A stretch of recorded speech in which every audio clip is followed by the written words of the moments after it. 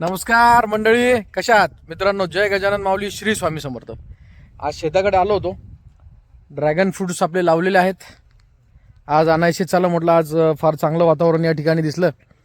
बघा मित्रांनो, एक खदान सदृश्य एक आपली इथे विहीर आहे. या विहिरीमध्ये आपण इकडे आलो होतो बघण्यासाठी. बघू शकता तुम्ही, याच्यामध्ये फार मासे वगैरे आहेत. तसेच छोटे छोटे साप वगैरे पण आहेत उपचार करण्यासाठी. असोच मित्रांनो, आज कुठल्या विषयाबद्दल तुम्हाला नवीन माहिती घ्यायची आहे. आपले एक रुग्णमित्र होते. कालच्या आपल्या व्हिडिओवरनं मला एक मेसेज आलेला होता की सर बाबा, जे की आहे आपल्याला की अस्थमा अर्थातच COPD, अर्थातच त्याला आपण दमा म्हणून या ठिकाणी म्हणूयात. दम्याचे एक रुग्णमित्र होते आपले. त्यांनी आपल्याला या ठिकाणी एक प्रश्न विचारला होता की सर, थोडंसं दम्याबद्दल माहिती द्या. यामध्ये आपण कुठली उपाययोजना करू शकतो किंवा त्यामध्ये आपल्याला काय करता येईल याबद्दल थोडक्यामध्ये माहिती द्या. बघा मित्रांनो, तुम्हाला मागं दिसतंय ड्रॅगनची पण शेती केलेली आपण, आणि समोरच आपल्या समोर जे आहेत कापूस वगैरे लावलेला आहे. तर बघा मित्रांनो, आज आपण दमा अर्थातच COPD याबद्दल आपण थोडक्यामध्ये माहिती घेऊयात. घरगुती पद्धतीने करता येणारे उपचार या ठिकाणी तुम्हाला नक्कीच आवर्जून या ठिकाणी सांगतो. तर नक्कीच तुम्ही ते करून बघा व लाभ मिळालाच मात्र चॅनलला सबस्क्राईब व लाईक करायला मात्र विसरू नका. नमस्कार मंडळींनो, नमस्कार मित्रांनो, श्री स्वामी समर्थ, जय गजानन माऊली. बघा मित्रांनो, मगाशी बोलतानाच आपला हा व्हिडिओ कट झाला होता. त्याबद्दल तसदीबद्दल क्षमस्व.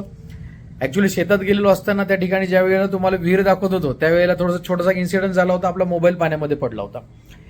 असो, त्यानंतर काढलं आणि व्यवस्थित आहे. आता त्यानंतर उर्वरित भाग जो आहे आपला तो बोलायचा राहून गेला होता. त्याबद्दल आपण आज थोडक्यामध्ये बोलूयात. बघा मित्रांनो, सर्वप्रथम जर आपण बघायचं झालं तर मी तुम्हाला अस्थमा अर्थातच काय की बाबा COPD म्हणजेच की काय दमा याबद्दल मी तुम्हाला मगाशी बोलत होतो. तर तो आपला आजचा जो व्हिडिओ आहे आपण तो पूर्ण करूयात. बऱ्याचशा व्यक्तींना बघा मित्रांनो, पाऊस आला किंवा काही वातावरण बदललं तर त्यावेळेला अचानक हा त्रास व्हायला लागतो किंवा बऱ्याचशा लोकांना दम्याचे वारंवार अटॅक यायला लागतात. त्याचबरोबर श्वसनाचे त्रास जे असतात ते व्हायला लागतात. त्याचबरोबर श्वासकष्टता अर्थातच श्वास घेण्यासाठी देखील त्रास या ठिकाणी त्यांना व्हायला लागतो. बघा मित्रांनो, आपण आज त्याबद्दल थोडक्यामध्ये माहिती घेऊयात. मगाशी जसं की मी तुम्हाला म्हटलं होतं की बाबा आपण अस्थमा अर्थातच COPD याबद्दल आपण आज थोडक्यामध्ये माहिती घेऊयात. बघा मित्रांनो, अस्थम्याचा अटॅक पडल्यानंतर श्वासनलिका काय होतात, ह्या सगळ्या आकुंचन पावतात.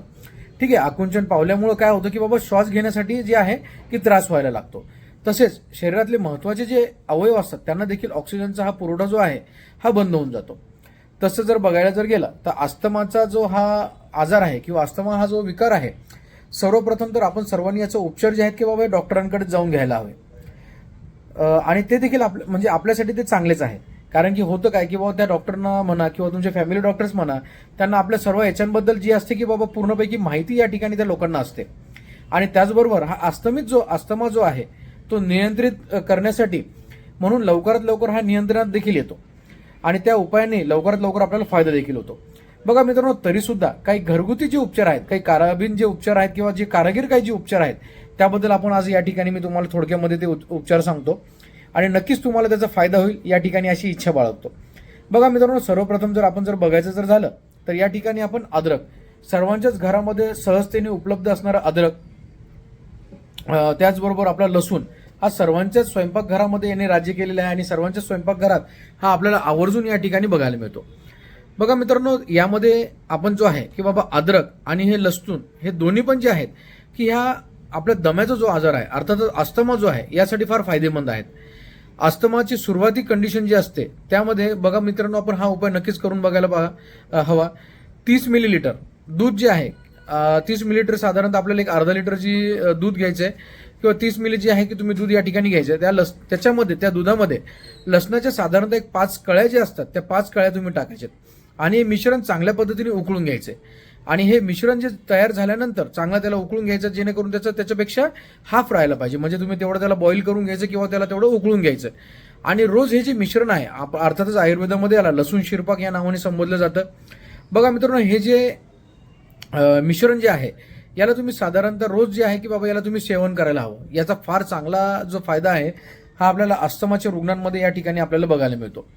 बघा मित्रांनो, त्याचबरोबर ज्या कळ्या ज्या असतात, जे दूध आहे ते तुम्ही देखील पिऊ शकता किंवा त्या कळ्या देखील ज्या आहेत त्या लसणाच्या त्या पाकळ्या ज्या आहेत ते तुम्ही चावून या ठिकाणी खायच्यात. बघा मित्रांनो, तसेच की काय अद्रक जे असतं हे अद्रक देखील तुम्ही बघितलं असेल की प्रत्येक जण आवर्जून आजकाल चहामध्ये टाकतात. त्याचबरोबर गरम म्हणजे जो गरम चहा जो असतो, त्याचबरोबर लसूण जो असतो, हे दोन्ही पण जे आहे तुम्ही लसूण व अद्रक दोन्ही पण मिळून मिसळून सोबत या ठिकाणी तुम्ही घेऊ शकता. आणि याला सकाळ सायंकाळ याचं बनणारा जो क्वाथ आहे, अर्थातच जे लसूण शिरपाक जो आहे, आणि हे दोन्ही पण जे मिश्रण मिळून जरी तुम्ही याला उकळून जर घेतलं तरी तुम्ही हे पिल्यानंतर तुम्हाला अस्थमामध्ये जे आहे की फार चांगल्या पद्धतीने फायदा या ठिकाणी नक्कीच तुम्हाला बघायला मिळेल. बघा मित्रांनो, तसेच जर बघायचं जर झालं तर अजून यानंतर आपल्याला एक छोटासा उपाय जो आहे की बाबा यामध्ये की अजवाईन अर्थातच काय की बाबा ओवा देखील आपण जो आहे की बाबा साधारणतः अर्धा कप ओवा जो घ्यायचा आहे, साधारणतः अर्धा कप पाण्यामध्ये. बघा मित्रांनो, आपण ओवा अर्थातच अजवाईन याबद्दल बोलतोय. आणि हा अजवाईन जो आहे साधारणतः अर्धा कप तुम्ही अजवाईनचा रस या ठिकाणी काढू शकता. आणि त्याचबरोबर समपात्रेमध्येच तुम्ही या ठिकाणी पाणी घ्यायचं आहे. आणि ह्या पाणी जे आहे याला मिसळून व्यवस्थित पद्धतीने याला मिसळून घ्यायचंय. आणि सकाळ संध्याकाळ भोजनोत्तर म्हणजे तुम्ही भोजनाच्या नंतर, जेवणानंतर तुम्ही जर हे औषधी हा काढा जर नियमित पद्धतीने जर घेतलं तर या ठिकाणी बघा मित्रांनो, तुम्हाला नक्की शुअरिटी सांगतो, एक म्हणजे खात्रीपूर्वक या ठिकाणी सांगू इच्छितो की तुमचा अस्थमा हा नक्कीच या ठिकाणी तुम्हाला बरा होण्यासाठी, अस्थमाच्या रुग्णांना लाभ मिळण्यासाठी हा फार फायदेशीर या ठिकाणी नक्कीच ठरेल. बघा मित्रांनो, तसेच की काय की एक साधारणतः आपण वाफ देखील याची घेऊ शकतो. एक साधारण पाणी तुम्ही घेताय, जे वाफेचं तुम्ही जे पाणी जे घेताय त्यामध्ये काय करायचं आहे, थोडंसं अजवाईन अर्थातच ओवा टाकायचा आहे आणि त्या पाण्याने तुम्ही वाफ घ्यायची आहे. थोड्या वेळाने जर याची तुम्ही वाफ जरी घेतली किंवा वाफ जर तुम्ही याची घेतली, साधारणतः आपण सर्दी पडसा झाल्यानंतर ज्या पद्धतीने आपण वाफ घेतो त्या पद्धतीने जर तुम्ही याची वाफ जर घेतली तर नक्की तुम्हाला या ठिकाणी दम्याच्या रुग्णांना, अस्थमाच्या रुग्णांना या ठिकाणी तुम्हाला फायदा नक्कीच बघायला मिळेल.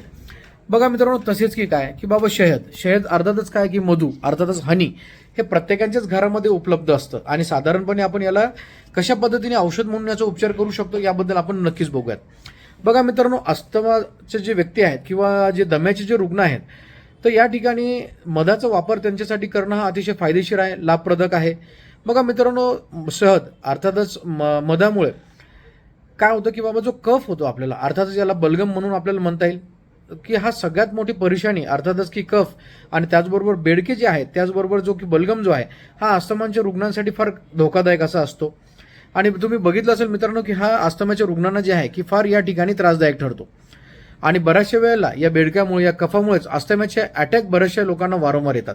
बघा मित्रांनो, हा जर मित्रांनो अस्थमाचा अटॅक जर तुम्हाला वारंवार या ठिकाणी येत असेल तर साधारणतः मध जे असतं आपलं, याला सुंगवण्याचं प्रथा बऱ्याचशा तुम्ही जुन्या वैद्यांकडून बघितली असेल किंवा बरेचसे जुनेपूर्वक जे वैद्य आहेत त्यांना आपण बऱ्याचशा वेळेला या ठिकाणी आपण बघितलं असेल. बघा मित्रांनो, शहद सुंगल्याने अर्थातच त्याचा वास घेतल्याने तरी बऱ्याचशा रुग्णांना फरक या ठिकाणी आपल्याला बघायला मिळतो. तसेच दिवसातून 2 ते 3 वेळा एक साधारणतः गुणगुणे पाणी अर्थातच त्याला आपण एक कोमट पाणी म्हणूयात, कोमट पाण्यासोबत देखील या ठिकाणी जर तुम्ही हे जर घेतलं मध तर या ठिकाणी बराचसा आराम तुम्हाला या ठिकाणी बघायला मिळेल. तर यांनी देखील तुम्हाला फार चांगला फायदा या ठिकाणी नक्कीच तुम्हाला बघायला मिळेल. आणि रुग्णांना जे आहे की बाबा अस्थमाचे रुग्ण आहेत यांना यापासून रिलीफ मिळण्यासाठी नक्कीच या ठिकाणी तुम्हाला मदत होईल. बघा मित्रांनो, सहजन की पत्त्या अर्थातच तुम्हाला मी सांगतो या ठिकाणी सहजन अर्थातच काय की बाबा ड्रमस्टिक्स म्हणजेच की काय की बाबा शेवगा. या शेवग्याचा जे पानं आहेत, या शेवगाच्या झाडाचे जे पानं आहेत हे देखील रुग्णांसाठी एक रामबाण, त्याचबरोबर एक खात्रीशीर उपाय म्हणून या ठिकाणी फार महत्त्वाचा असा रोल या ठिकाणी ते प्ले करतात. फार महत्त्वाची भूमिका त्याची या अस्थमाच्या रुग्णांसाठी या ठिकाणी आपल्याला फायदेशीर या ठिकाणी आपल्याला नक्कीच ठरू शकते. बघा मित्रांनो, जे की सहजन अर्थातच की मी तुम्हाला म्हटलंय की काय बाबा की शेवगा, सहजनची पत्ती अर्थातच काय की बाबा शेवग्याचे जे पानं असतात याला साधारणतः तुम्ही काय करायचं, एक 5 मिनिट याचे थोडेसे पानं घ्यायचे आहेत आणि याला पाण्यामध्ये साधारणतः 5 मिनिटापर्यंत चांगल्या पद्धतीने त्याला उकळून घ्यायचं आहे. आणि हे मिश्रण जे आहे की बाबा थोडेसे हलकेसे थंड झाल्यानंतर त्याच्यामध्ये चुटकीभर सैंधव नमक तुम्ही टाकू शकता किंवा चुटकीभर साधारण जर सैंधव जर मीठ जर तुम्हाला जर नसेल किंवा तुम्ही साधारण मीठ जरी या ठिकाणी तुम्ही त्या ठिकाणी त्याचा वापर करू शकता. आणि हे जे मिश्रण जे तयार झाल्यानंतर तुम्ही साधारणतः हळुवारपणे या रुग्णांना जर तुम्ही पाजलं तर या ठिकाणी नक्कीच तुम्हाला फार चांगला हा COPD अर्थातच ॲलर्जिक रायनायटिस, त्याचबरोबर अस्थमा, त्याचबरोबर दम्याच्या रुग्णांना जे आहे तुम्ही या ठिकाणी नक्कीच त्याचा फायदा आवर्जून या ठिकाणी तुम्हाला बघायला मिळेल. बघा मित्रांनो, त्याचबरोबर तुमचे इतर देखील काही अजून काही प्रॉब्लेम्स असतील, तुमच्या काही समस्या असतील तर मी तुम्हाला नेहमीच वारंवार सांगतो की तुम्ही नक्कीच मला माझ्या व्हॉट्सअपवरच्या नंबरवरती तुम्ही मला नक्कीच तुमच्या समस्या ज्या आहेत तुम्ही सांगू शकता. त्याचबरोबर बघा मित्रांनो, एक छोटीशी विनंती या ठिकाणी करेल की बाबा ज्या वेळेला तुम्ही तुमचे प्रश्न विचारताय, मला व्हॉट्सअपवरती प्रश्न येतात, तर बघा मित्रांनो, तुमचं नाव, नंबर आणि तुम्ही बोलताय कुठनं याबद्दल नक्कीच मला जाणीवपूर्वक जे आहे की बाबा माहिती या ठिकाणी नक्की द्यावी, जेणेकरून मी लवकरात लवकर तुमच्या प्रश्नांची उत्तर देण्याची प्रयत्न या ठिकाणी करेल, जेणेकरून तुम्हाला माझ्या उत्तरांमुळे तुमच्या आरोग्यामध्ये नक्कीच तुम्हाला या ठिकाणी फरक पडेल. त्याचबरोबर तुमचे आरोग्य चांगले राहण्यासाठी तुम्हाला या ठिकाणी मदत होईल, याचाच मित्रांनो फार आनंद. बघा मित्रांनो, या व्यतिरिक्त देखील तुमचे काही प्रश्न असतील तर नक्कीच माझे कमेंट बॉक्समध्ये देखील तुम्ही आवर्जून टाका. तुम्हाला सर्वांना श्रुतच आहे माझा परिचय. मी वैद्य हर्षवर्धन रामदास दाभेराव, श्री विश्वराज आयुर्वेदिक पंचकर्म चिकित्सालय, जालना. बघा मित्रांनो, माझा नंबर देखील या ठिकाणी मी खाली देतोय, 9049993111. या नंबरवरती नक्कीच तुम्ही मला संपर्क करू शकता. आणि व्हिडिओ मात्र आवडल्यास नक्कीच लाईक, शेअर व सबस्क्राईब करायला चॅनलला मात्र विसरू नका. तोपर्यंत धन्यवाद. श्री स्वामी समर्थ. जय गजानन माऊली. पुढील व्हिडिओमध्ये नक्कीच भेटूयात नवीन विषय घेऊन. तोपर्यंत नमस्कार. श्री स्वामी समर्थ.